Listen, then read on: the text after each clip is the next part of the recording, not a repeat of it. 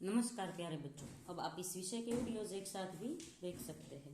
इसके लिए वीडियो के नीचे मेरी चैनल का नाम है, तो चैनल में जाके प्लेलिस्ट में जाएंगे तो इस विषय के वीडियोज एक साथ देख सकेंगे। तो बच्चों, आज के वीडियो में हम सीखेंगे हिंदी कक्षा 9 का काव्य नंबर 20। काव्य का नाम है धरती की शान और लेखक का नाम है पंडित भरत व्यास। तो धरती की शान, इस काव्य में हम मनुष्य को कहा गया है क्योंकि मनुष्य है वो धरती का सर्वश्रेष्ठ प्राणी है और अपनी बुद्धि बल से उसने असंभव को भी संभव कर दिया है। जल, थल और नभ तीनों में उसने अनोखी उपलब्धियां प्राप्त की है। तो प्रस्तुत कविता में कवि ने प्रत्येक भारतवासी को धरती की शान बताकर उनका अभिनंदन किया है। और प्रस्तुत गीत है वो सन 1958 में आई हिंदी फिल्म गाँव की गोरी से लिया गया है। इस गीत में मनुष्य को की महत्ता को देखते हुए मनुष्य को सबसे बुद्धिमान बताया है। मनुष्य ने अपनी बुद्धि और कठोर परिश्रम के बल पर सभी उपलब्धियां अर्जित की है। मनुष्य ने अपनी शक्ति से प्रकृति को बहुत सीमा तक अपने अनुकूल ढालने में सफल हुआ है। कवि बताते हैं कि मनुष्य की शक्ति के सामने कोई भी कार्य असंभव नहीं है। मनुष्य जो चाहे वह प्राप्त कर सकता है, यानी कि मनुष्य ही धरती की शान है। यही भाव काव्य में अंतर्निहित है। तो धरती की शान, तू भारत की संतान। तो कवि कहते हैं कि तू भारत की संतान है, वही तू धरती की शान है। तेरी मुट्ठियों में बंद तूफान है रे, मनुष्य तू बड़ा महान है रे। तो कवि कहते हैं कि भाई तेरी मुट्ठियों में तूफान बंद है, यानी तूफान को बंद करने की शक्ति तू रखता है, यानी तू है वो सब मुश्किलों को पार करने की शक्ति रखता है। मनुष्य तू सचमुच बहुत ही महान और शक्तिशाली है।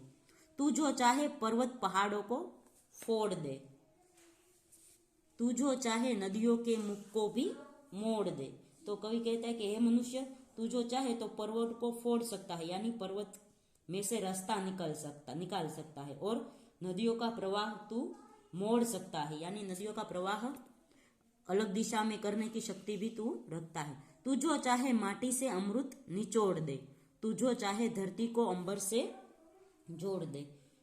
तू धरती को आकाश से जोड़ सकता है और तू जो चाहे तो मामूली समझी जाने वाली मिट्टी से भी अमृत निकाल सकता है। अमर तेरे प्राण मिला तुझको वरदान, तेरी आत्मा में स्वयं भगवान है रे। तो कहते हैं हे मनुष्य, तेरे प्राणों को अमर रहने का वरदान मिला है और तेरी आत्मा में स्वयं भगवान रहते हैं, इसलिए तुझे मरने का भय नहीं होना चाहिए। हम कहते हैं ना सभी मनुष्य में भगवान होते हैं, तो यहाँ कवि भी यह कहते हैं कि सभी मनुष्य में भगवान है। नैनों में ज्वाल, तेरी गति में भूचाल है, क्योंकि तेरी आंखों में है वो क्रोध से भरी नेत्र। जब तू करता है तो तेरी आंखों में से अग्नि के समान ज्वाला निकलती है, और तू है वो तेरी गति से भूकंप लाने की शक्ति भी रखता है। तेरी छाती में छिपा महाकाल है और तेरे सीने में यानी तेरे हृदय में महाकाल यानी साक्षात भगवान रहते हैं। पृथ्वी के लाल, तेरा हिमगिरी सा भाल है। यह पृथ्वी के संतान, तेरा भाल यानी तेरा मस्तक है वो हिमगिरी जैसा ऊंचा है।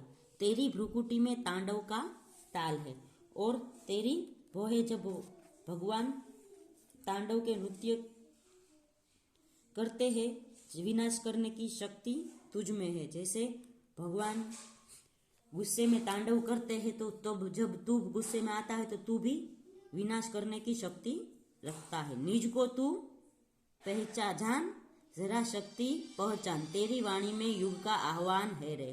कि तू खुद अपनी शक्ति को पहचान और आगे बढ़। धरती सा धीर तू है, अग्नि सा वीर, तू जो चाहे तो काल को भी थाम ले। तो कवि कहते हैं कि तू है धरती सा वीर है और अग्नि सा, धरती जैसा धीरज तेरे में है और अग्नि जैसा वीर है, यानी अग्नि जैसा तपता है तो तू सभी काम कर सकता है। तू जो चाहे तो काल को भी थाम लेता है, पापों का प्रलय रुके, पशुता का शीश झुके। तू जो चाहता है तो यहाँ धरती पर बन रहे पाप है वो कम हो जाए और जिसके मन में पशुता के विचार है वो भी दूर हो जाए। तू जो अगर हिम्मत से काम ले, गुरु सा मतिमान, पवन सा तू गतिमान है।